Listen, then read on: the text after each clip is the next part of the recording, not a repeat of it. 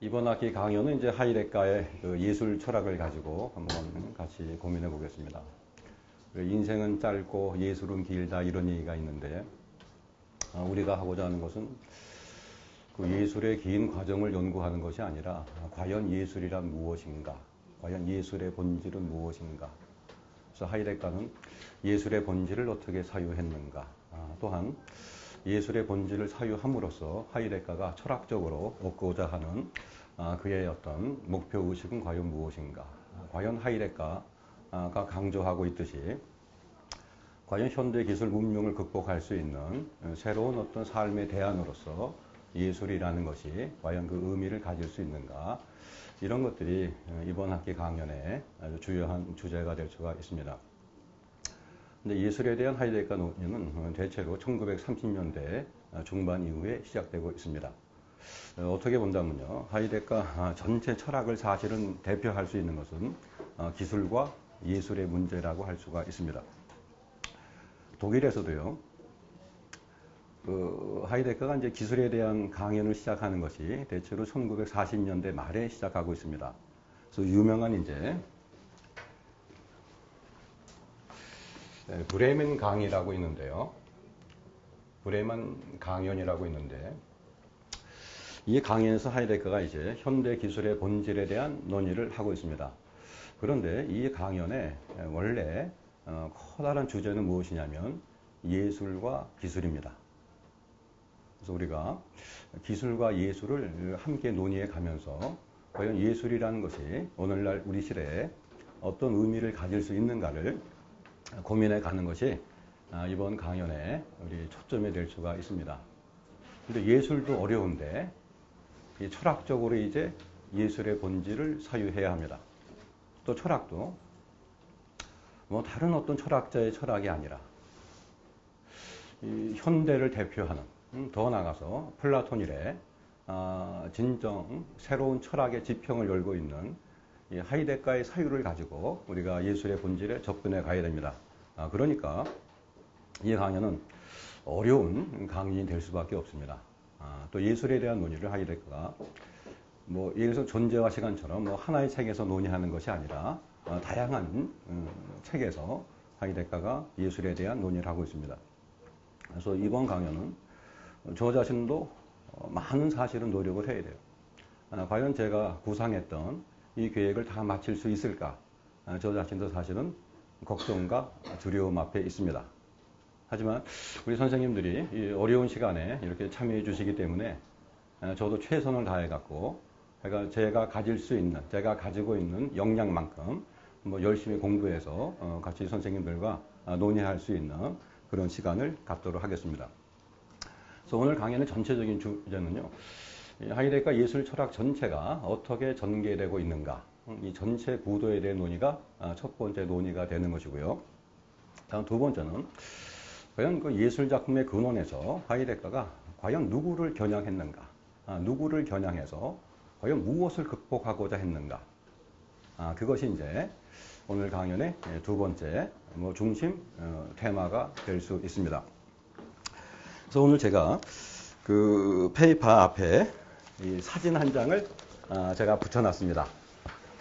이 철학자가 누구인지 아마 선생님들이 다 이해하실 것 같은데 누굽니까? 바로 헤겔입니다. 그래서 사실은 예술작품의 근원이라는 책에서요, 하이데가가 사실은 겨냥하고 있는 것은 바로 헤겔이에요. 헤겔이 남긴 유명한 작품이 있습니다. 미학 강의라는 작품이 있습니다. 그래서 하이데가는 헤겔의 미학 강의를 이제 미학 강의를 노려보면서 과연 예술이라는 것이, 과연 미학적 예술이라는 것이 과연 우리 시대에 어떤 의미를 가질 수 있는가. 그러니까 헤겔을 통해서 소위 미학과의 대결, 미학적 예술과의 어떤 대결을 추구하는 것이 예술작품의 근원에 사실은 커다란 주제가 될 수 있습니다. 그래서 우리 오늘 강의는 그러니까 예술작품의 근원이 겨냥하고 있는 것이 누구인가, 또 미학과 어떤 하이데가의 대결은 어떻게 전개되고 있는가, 뭐 이런 것이 이제 오늘 강연의 커다란 두 번째 주제가 될 수 있습니다. 그래서 우리 세 번째 페이지를 본다면요. 일단 강의 전체 구조에 대해서 간략하게 말씀을 드리겠습니다. 우리가 하이데가라고 한다면요. 항상 하이데가에게 어떤 그 십자가로 짊어져 있는 게 나치와의 관련성입니다. 그건 우리가 부인할 수 없는 사실인데, 근데 사실은 하이데가가 존재와 시간을 본다면요. 사실은 존재와 시간도 제 나름대로는 좀 다시 한번 강의를 해보고 싶고, 과연 우리가 존재와 시간에 대해서 과연 우리가 올바르게 소화하고 있는가, 저는 사실은 거기에 대해서도 사실은 많은 의문을 갖고 있습니다. 근데 존재와 시간은 우리가 어떤 그 하바마스라든가 이런 사람들이 어떤 관점에서 본다면요, 상당히 어떤 나치주의적인 소위 나치와 어떤 관련될 수 있는 그런 요소들을 가진 것은 사실입니다. 근데 하이데거는 사실은 이제 전쟁 이후에 50년대 중반에 독일의 유명한 일간지 슈피겔지와 대담한 그 자료가 있습니다. 근데 하이데거는 그 슈피겔지와 그 53, 4년도 아마 대담인 것 같은데요. 자기는 이제 국가사회주의다. 소위 국가사회주의자, 나셔널레 조잘리스무스 국가사회주의자임을 하이데거는 분명히 천명하고 있습니다. 그래서 그 대담에서도 하이데거는 과연 2차 대전이 과연 우리에게 남긴 것이 무엇인가? 과연 이 독일 사회의 문제를 해결했는가? 더 나아가서 과연 이 현대 과학 기술 문명의 어떤 정점에 서 있는 이 시대의 문제점에 대한 과연 해결책을 주었는가? 하이데거 자신이 볼 때는요, 소위 독일이 분단되었다는 것, 서독과 동독으로 분단되었다는 것 이상으로 과연 2차 대전이 과연 우리에게 남긴 것은 무엇인가? 그래서 자기는 여전히 국가사회주의에 동의한다라고 자기 입장을 밝히고 있습니다. 그러면서 그렇다면 이 시대를 우리가 이겨나가기 위해서 다른 분들은 마치 나의 사유가 동양으로 돌아가는 것, 뭐 노자나 뭐 장자나 뭐 선물교나 뭐 이런 것으로 나의 사상을 생각하고 있는데 사실은 아니다. 내가 가고자 하는 것은 서양 문명의 뭐죠? 서양 문화의 근원으로 돌아가고자 한다. 그래서 그리스 사유에서 말해지지 않고 남아있던 것, 그것을 하이데거는 이제 소위 존재의 사유라고 부르고 있습니다. 그래서 그리스의 근원으로 돌아가서 우리 시대에 어떤 새로운 대안을 제시하고자 하는 것이 나의 철학이고, 난 또 그런 의미에서 국가사회주의에 동의한 바 있다라고 밝히고 있습니다. 그래서 하이데거가 이 프라이부르크 대학 총장에 취임하는 것이 1933년도에 프라이부르크 대학 총장에 취임하고 있습니다.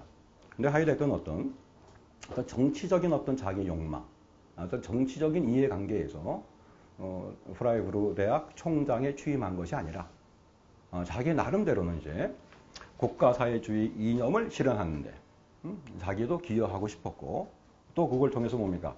자신의 어떤 철학을 모색하기 위한 그런 뭐 다양한 사실의 의도를 갖고 프라이부르크 대학 총장에 취임하고 있습니다. 하지만 하이데거는 철학자입니다. 사유가입니다. 정치적인 이해관계에는 상당히 뭐죠? 아둔한 사람이에요. 그래서 총장직을 수행하면서 이제 나치, 그러니까 국가사회주의의 어떤 문제점이라기보다는 히틀러의 어떤 문제점을 보게 됐고, 그래서 하이데거는 히틀러의 말로 뭐죠? 낡은 형이상학의 찌꺼기다. 소위 기술과학 문명의 정점에 도달해 있는 어떤 찌꺼기의 존재가 히틀러가 아닌가라는 생각을 하고 있습니다. 그래서 이제 8개월 만에 총장직을 사임하고 있습니다. 그런데 하이데거에게는 이 8개월간의 이 총장직을 수행했다는 것이 평생 자기 어두운 그림자로 남아 있습니다. 하지만 하이데거는 이런 정치적 좌절에 굴복하지 않고 오히려 30년대 중반 이후, 그러니까 총장직에 사임한 것이 34년도고요. 34년 이후부터, 그러니까 35년, 36년부터요. 이제 자기 철학에 이제 새로운 지평을 모색하고 있습니다. 그래서 사실은 우리가 존재와 시간의 그 한계를 알아야 되는데요.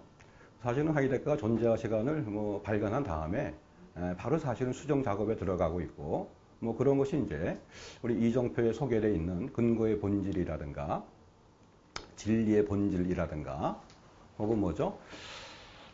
예, 그 형이상학이란 무엇인가의 본문 뭐 이런 것들에서 보면요. 이제 하이데거가 이제 존재와 시간을 넘어서 뭔가 새로운 철학을 모색하는 어떤 자기의 어떤 과도기적 과정을 알 수가 있고요. 이런 하이데거의 철학이 이제 새로운 어떤 모습으로 등장하면서 하이데거 철학 전체를 완성하는 형태가 드러나는 것이 이 30년대 중반 이후에 바로 예술에 대한 논의라고 할 수가 있습니다. 그래서 우리가 보통 하이데거의 사유를요, 우리가 어떻게 얘기하냐면 뭐 존재의 의미에 관한 물음, 대체로 이제 존재와 시간을 말하고 있고요. 그 다음에 아까 말한 이제 뭐 근거의 본질이라든가 특히 진리의 본질이라든가 뭐 이런 것들을 일컬어서 뭐죠? 존재의 진리에 관한 물음. 그죠? 그리고 이제 후기에 들어와서 이제 뭐 예술을 논의하거나 뭐 기술을 논의하거나 등등등. 이것이 이제 하이데거의 우리 후기 사유라고 하고 있고, 뭐 특히 뭐 예술을 논의하면서 뭐 존재의 장소에 관한 물음 뭐 이런 이름을 붙이기도 합니다. 하지만 제가 볼 때 결국 하이데거의 존재 사유의 완성은요, 예술에 대한 논의부터 시작해서 기술에 관한 논의로 이제 전체가 종결되는 것이 아닌가. 그래서 그것을 이제 우리가 전체를 통잡아서 이야기한다면 존재의 역사, 그렇죠? 존재의 역사에 관한 물음이 하이데거의 존재 사유를 완결짓는 최종적인 물음이라 생각하고, 그 존재의 역사에 관한 물음에서 우리가 잘 알고 있는 뭐죠? 에어 아이크니스. 저는 생생한 고유화라고 번역하는데 에어 아이크니스라든가 저희 게슈 오늘 좀 얘기할 건데요. 여군이라든가 그죠? 존재와 현존재 뭐 공속 관계 혹은 여군이라든가 등등 어떤 하이데거를 대표할 수 있는 그런 개념들이 사실은 존재의 역사와 관련해서 물어지고 있고 예술 철학도요. 그런 관점에서 이제 하이데거는 논의를 시작하고 있습니다. 그래서 하이데거는 그 당시 하이데거 생각은 자기는 이제 예술에 대한 논의를 통해서요. 뭐 자기 철학의 새로운 지평도 모색하고 뭐 이것이 이제 이 독일이 가야 할 이제 그 히틀러식의 어떤 나치가 아니라 이제 독일이 가야 할 새로운 민족 공동체도 이제 구상을 하고 더 나아가서 기술실의 대안으로서 과연 예술이 이제 어떤 의미를 가져야 할 것인가를 이제 논의하는 뭐 그런 것이 30년대 중반 이후에 하이데거의 어떤 존재 사유라고 할 수가 있습니다. 그래서 우리가 그런 관점에서 하이데거의 예술 철학에 대한 논의를요, 저는 크게 3단계로 우리가 압축해 보는 것이 타당하지 않을까 생각하고 있습니다. 첫째는 그 유명한 이제 예술 작품의 근원이라는 책입니다. 원래 이 예술 작품의 근원이 이제 출판된 것은 1936년도 11월 달에 출판되고 있습니다. 하지만 이 예술 작품의 근원은요, 이미 35년도에 그러니까 총장직 사임한 것이 34년이고요. 그래서 총장직을 사임하면서 하이데거가 사실은 많이 공부한 게 헬덜린, 그죠? 그다음에 니체, 그 다음에 소포클레스의 안티고네, 이런 것을 공부하면서 이제 새로운 철학을 모색하게 됩니다. 그래서 이제 등장한 예술에 관한 이제 거의 첫 작품이 예술 작품의 근원이고, 그죠? 근원이고. 그래서 이 논의는 사실은 36년도 논의가 아니라 35년도에 이미 프랑크푸르트에서 하이데거가 예술 작품의 근원에 관하여라는 강연을 펼치고 있습니다. 그 강연은 이제 3부작으로 이루어진 것이고요. 그 3부작 강연이 책으로 편집된 것이 우리가 지금 만나고 있는 예술 작품의 근원이라고 할 수가 있습니다. 근데 대체로 사람들이 이제 일반 철학에서도 어떻게 알고 있냐면 예술 작품의 근원만 읽으면 우리가 하이데거의 존재, 예술에 관한 존재 사유를 알 수 있지 않겠냐 이런 생각을 하고 있는데 사실은 예술 작품의 근원은 예술에 관한 하이데거 논의의 출발점입니다. 종결점이 아닙니다. 출발점이고 또한 예술 작품의 근원에서 그리고 하이데거가 바라보고 있는 예술이란 과연 무엇인가? 하이데거는 이제 진리의 사건으로 규정하고 있습니다. 진리가 자기 자신을 작품에 정립하는 사건으로 규정하고 있습니다. 우리가 이제 앞으로 그 논의를 할 건데요. 그럼 예술의 본질에 대한 하이데거의 사유는 변하지 않고 있습니다. 하지만 과연 진리가 무엇인가? 진리가 자기 자신을 작품에 정립하는 사건. 예술가가 정립하는 것이 아니라 예술가는 하나의 매개체예요. 하나의 통로가 되는 것이고 진리가 자기 자신을 정립하는 사건이다. 다시 말하면 하이데거가 말하는 진리는 뭐죠? 바로 존재가 될 수가 있습니다. 존재가 자기 자신을 작품에 정립하는 사건이다. 이게 예술 작품의 근원을 대표하는 명제가 되겠죠. 하지만 문제는 뭐냐면 과연 진리가 무엇이냐? 과연 존재가 무엇이냐? 여기에 대해서 하이데거의 생각은 이제 변화하고 있습니다. 그래서 예술 작품의 근원에서 하이데거가 제시한 예술의 패러다임에 이제 변화가 발생하게 됩니다. 그렇기 때문에 예술 작품의 근원은요, 예술의 본질에 대한 하이데거의 사유를 열었다는 점에서는 물론 충분한 의미가 있지만 예술에 관한 하이데거의 사유를 종결짓는 그런 작품이 될 수 있는 그런 자격 조건은 아직 확보하지 못하고 있습니다. 두 번째, 하이데거가 예술 사유를요, 첫째 저는 세 가지를 압축한다 그랬었는데, 첫째는 예술 작품의 근원이고요. 두 번째가 그 유명한 뭐죠? 헬덜린, 독일의 민족 시인 헬덜린에 대한 연구라고 할 수가 있습니다. 물론 이제 예술 작품의 근원도요, 헬덜린에 대한 연구가 다 사실은 관계가 된 것이고요. 하지만 이 헬덜린에 대한 연구가 이제 지속되면서 아까 말씀드린 예술의 패러다임, 소위 진리가 자기를 정립하는 사건이라 그랬을 때 진리에 대한 하이데거 사유의 변화를 가져오게 됩니다.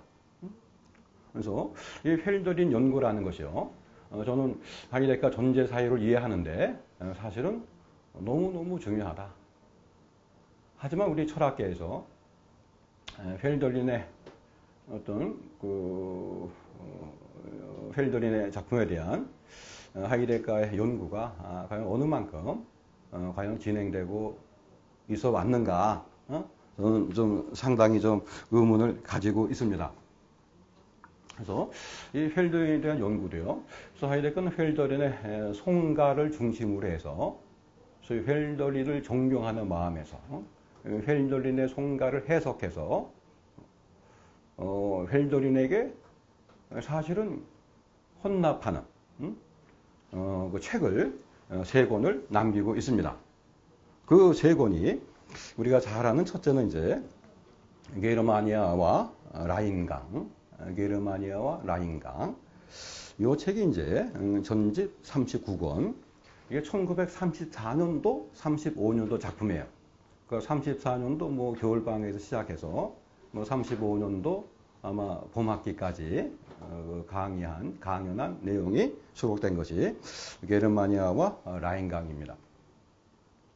근데 이 책은 제가 알기로는 아직 우리말로 아마 번역이 안 된 것 같고요. 그 다음에 이제 헬덜린을 연구한 두 번째 책이 바로 회상이라는 책이 있죠. 안덴켄.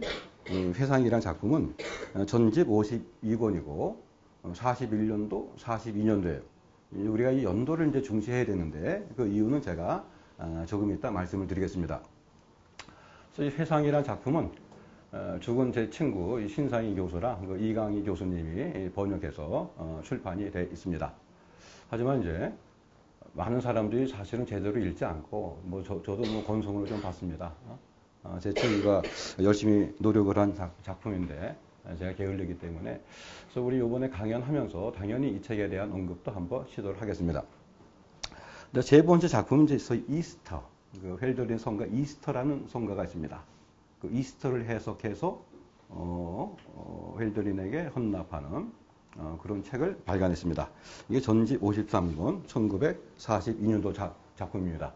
이 책은 이제 강남대에 있는 그 최상원 교수가 예전에 번역해서 출판한 적이 있습니다.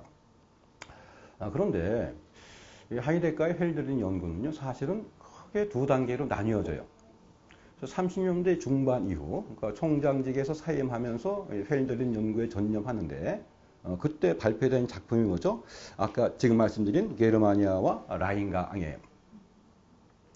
여기서 하이데거가 바라보는 헬덜린과 그 이후 이제 뭐죠? 아까 회상이라든가 이스터라는 그 전집 작품은 1941년도, 42년도 작품이에요.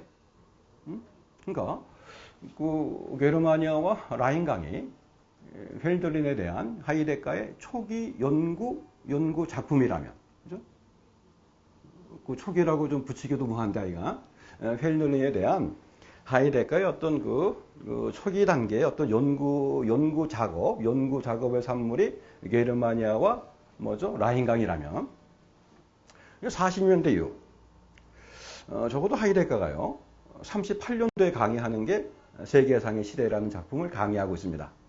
거기에서 이제 하이데거가 과연 이 핵물리학, 이 현대 과학의 본질에 대해서 하이데거가 말하고 싶어해요. 그 책은 제가 지난 학기 때 한번 강연을 했었는데, 그 책을 잘못 읽다 보면 하이데거가 무슨 얘기했는가 이걸 모를 수가 있거든요. 그래서 뭐 그 작품에 대해서도 뭐 저는 지난 학기 때 우리가 한 게 저는 하이데거 올바르게 봤다고 생각하고, 그 예술학 뭐죠? 그 세계상의 시대에서 하이데거가 결국 이 현대 핵물리학을 가능케 한 소위 우리가 존재의 어떤 말걸음을 사유해야 된다. 사실은 하이데거가 그 얘기를 하고 싶어서 쓴 책이에요. 그게 바로 뭐냐, 후기 40년대 후반에 뭐죠? 브레멘 강의로 간다면 바로 게슈테. 우리 지난 학기 때 한번 우리 같이 공부했었는데요. 사실은 그 세계사계 시대는 이제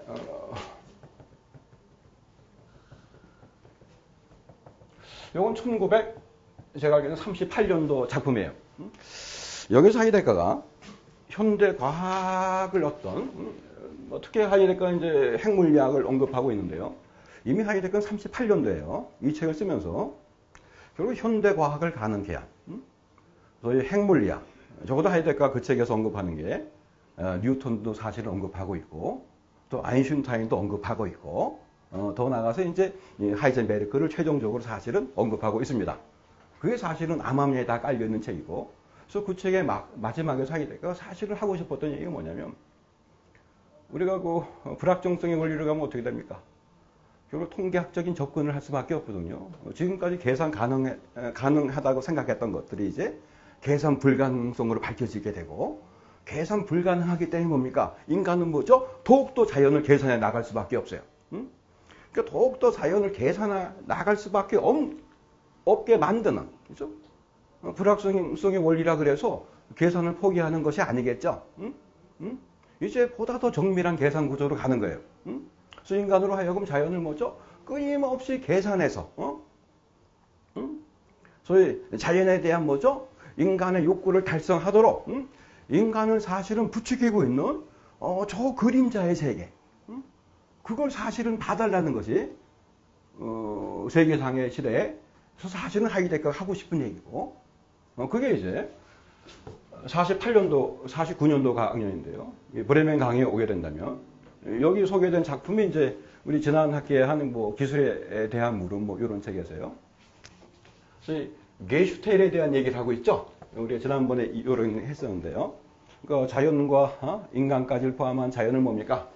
슈텔렌하도록, 몰아세우도록, 인간 전체를 집약하는 것. 이게 바로 게슈텔인데, 이미 하이데거는 1938년도에 이미, 그렇죠? 이미 사실은 이런 생각을 이미 어려움부터하게 하고 있고, 그래서 이런 과정에서 이제 헬들린을 바라보는 이제 시각이 달라지고 있다. 그래서 헬들린의 초기 연구 작업이라 한다면 게르마니아와 라인강을 꼽을 수 있지만, 이제 뭔가 이 기술 시대에 대한 기술 시대와 이 존재와의 관련성에 대한 하이데거의 사유가 드러나는 것이 38년 세계상의 시대이고, 그렇죠? 그래서 40년대 이후에 헬든에 대한 연구 작업은요, 초기 연구 작업과 이제 뭐죠? 그 양상을 달리하게 된다. 그래서 이 새로운 어떤 헬든에 대한 새로운 연구, 전 여기 헬든에 대한 하이데거의 후기 연구라는 제목을 붙였는데, 이걸 통해서 하이데거가 이제 예술의 본질에 대한 이제 새로운 사유를 전개하게 돼요. 물론 예술은 진리가 자신을 정립하는 사건이지만 과연 그 진리가 무엇인가? 이제 하이데거 예술 사유에 획기적인 전환점을 가져오는 것이 기술의 본질에 대한 사유와 관계하고, 그죠? 특히 뭡니까? 헬더린에 대한 하이데가 후기 연구가 이제 결정적으로 작동함으로써 이제 헬더린에 대한 새로운 해석이 이루어지고 있고, 그래서 저는 거기까지가 하이데가의 예술 사유에서 우리가 주목할 두 번째 과정이 아닌가. 그럼 세 번째는요. 그렇기 때문에 지금 말씀드린 대로 뭐죠? 예술의 패러다임에 대한 하이데가의 사유가 이제 변화하고 있다. 이게 3단계가 되는 겁니다. 그래서 예술에 대한 하이데가의 사유가 이제 뭐죠? 새로운 어떤 자기 변모를 이제 하게 됨으로써 이제 근현대 예술에 대한 하이데가의 평가가 달라지고 있다. 우리가 예술 작품의 근원만 놓고 본다면요. 뭐 어차피 다음 시간에 우리가 이제 앞으로 할 얘기지만, 그래서 그리스 예술을 상당히 하이데가는 모델로 놓고 해석을 하고 있습니다. 그럼 그리스의 뭐 신전이라든가 이걸 하나 예술의 패러다임으로 우리가 놓고 본다면요. 근현대 예술에 대한 뭐죠? 긍정적 평가는 이루어질 수가 없습니다. 특히 이제 아방가르드 시대 이후 다양한 이제 예술 장르가 그 예술들이 등장하고 있죠.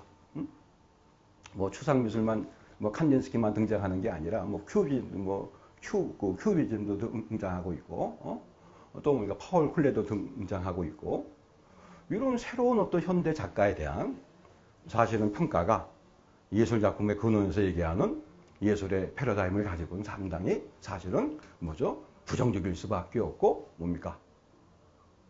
사실은 평가 자체가 어려울 수밖에 없습니다.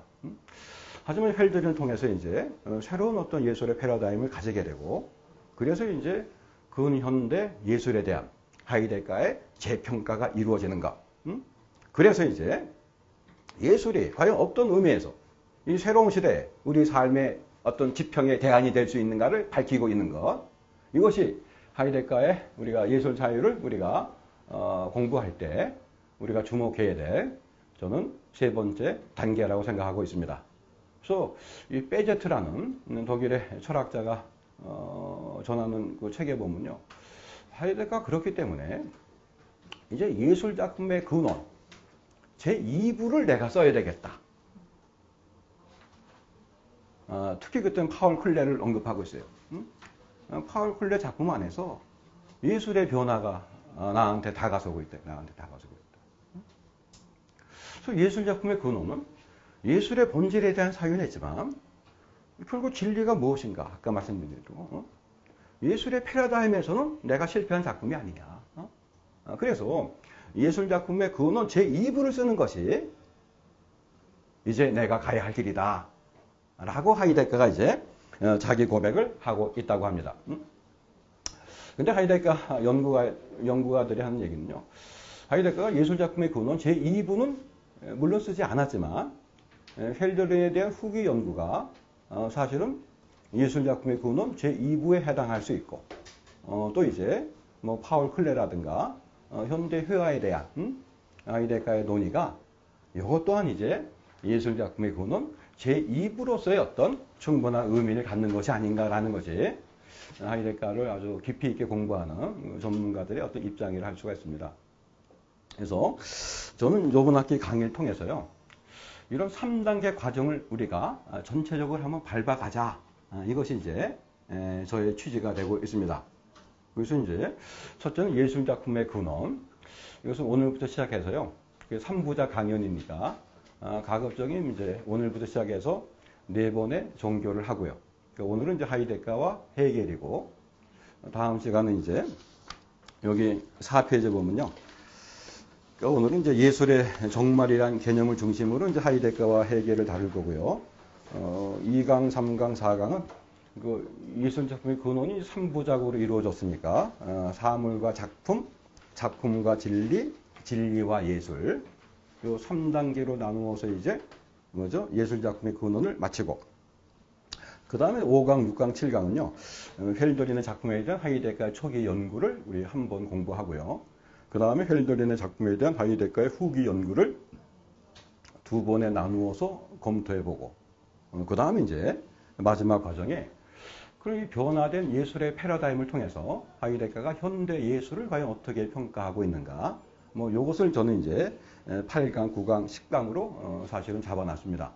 그래서 현대 예술에 대한 하이데거의 평가라면요, 사실 시인으로서 이제 뭐 트라클이라든가 뭐 릴케라든가 이런 쪽으로 언급할 수 있고요. 뭐 그런 시인들만이 아니라 여러 시인들이 사실 등장하고 있습니다.